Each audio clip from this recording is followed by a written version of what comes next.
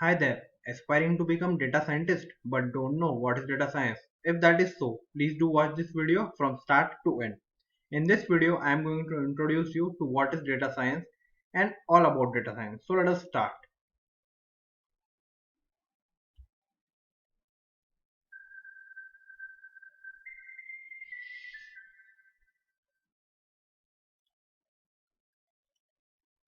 So agenda of this video. Firstly, we are going to discuss what are the steps in the data science and what are the day-to-day activities that a data scientist does during his job. So data science is nothing but it is a series of steps that you need to do on the data to derive some meaningful insights from that data. You might have heard this word meaningful insights in machine learning.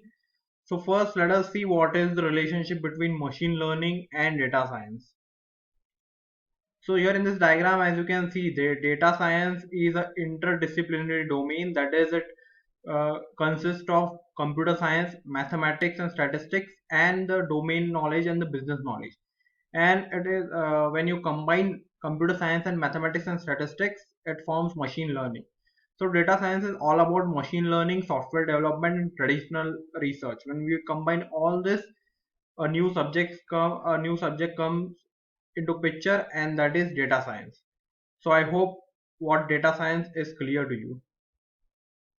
Now let us see some of the key steps that a data scientist takes in his day-to-day job work. So the first step that he takes is data scientists are generally hired to solve some of the business problem that the business faces, and they solve that by analyzing the data and interpreting the data.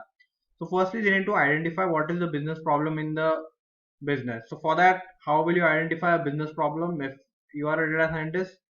So for that, you will ask the questions to the business professional like uh, who caused the problem, why is the problem, how did you know about the problem, what is the problem, where was the problem. So after doing all these questions, you finally get to know what is the problem statement or what is the business problem which you need to solve by the means of data science. So this is your first step in data science, or the first step as a role as data scientist. Now let us see what is second. Second is data collection. Now you need to collect relevant data for that problem through which you can solve that problem. So relevant data according to the problem, you will collect the data. Now how will you collect the data? There are mainly this five steps, or you can say this five components through which you can collect the data. Firstly, you can interview the business professional, and you can ask him the questions like Q&A session, and you can gather the data. Or you can focus on groups like who are in the factory, like employees. You can ask all the employees. You can do observation of pre-recorded data. You can use the data of the company that they already have, or you can conduct surveys with Google Forms or something like that. So this is how you collect the data. Now after collecting the data, see, the data that you have collected is not a fine, and uh, it is not fully good data that you can directly analyze and come to the conclusion. So for that, you need to first prepare the data. You need to remove the waste and the noise and the unwanted components from the data. So how will you prepare that data now? Preparing the data means typically handling the missing values, noisy data and inconsistent data. So for missing values, you can either ignore the missing values or fill it manually, or you can find the mean and place the mean in place of that missing value. Then you have some noisy data. Noisy data is basically a data that is unwanted data that you don't require. So for removing that unwanted data, you can either do binning, clustering, or you can remove that data manually. And the last you have, that is the inconsistent data. Now inconsistent data means the data that refers to some external links, or it requires some knowledge of engineering tools. So by acquiring some knowledge of engineering tools, you can remove that inconsistency in that data. So this is how you are going to prepare the data as a data scientist. Now we have the fourth step. The fourth step is exploratory data analysis. As the name suggests, we need to explore the data. So by doing exploratory data analysis, you can understand that what insights can I gain from that data, means what all conclusions can I get from the data, and is that data sufficient to solve that business problem. So this is what you can do through exploratory data analysis. So suppose this is the data I have collected, and then I will take a small part of the data and I will explore that data to understand whether or not I can solve the problem that is given to me by the business professional. So this is the population, this is the data that I have took, and I will check the probability that can I solve that problem with this amount of data or not. So if I can solve the problem with this amount of data, I can surely solve the problem with that population of data. So this is what is EDA, that is exploratory data analysis. Now let us see data modeling. After you have done EDA, now you need to model the data for visualization. So now how will you model the data? Now for modeling that data, you have different machine learning algorithms.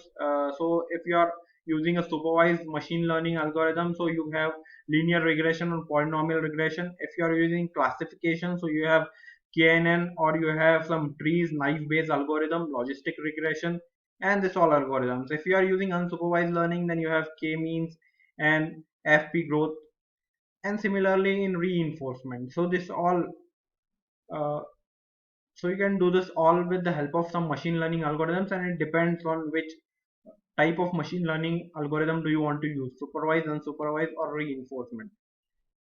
So I hope that data modeling is clear to you. Now let us see what is data, the next step, that is data visualization and communication.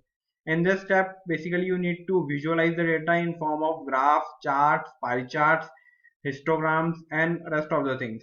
So basically you need to present your findings in form of an infographic so that a non-technical person can also understand what you have derived from that data and how is that useful for that business problem.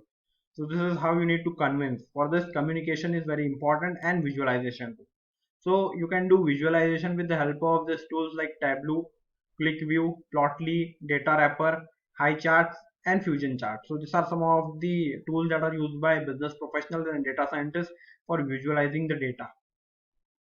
Then the last step we have is deploy and maintain. Now you need to deploy and maintain that machine learning algorithm that you have used for visualizing the data and for finding the insights from that data. So now lastly, when you deploy that model, deployment of the model, as I have said, is the last step, but it is the first step, because after deploying the model you again need to monitor and maintain it, and for that again you need to define the task, and this is a cyclic process. The process goes on, because once you deploy the data, then you monitor, you find some mistakes, then again you define the task, then again you collect the data, then you test it, again you deploy it, again you monitor it, and the process goes on. So this all is a cyclic process, guys, that deployment of a machine learning model is always a cyclic process, and so the work of data scientists is never ending.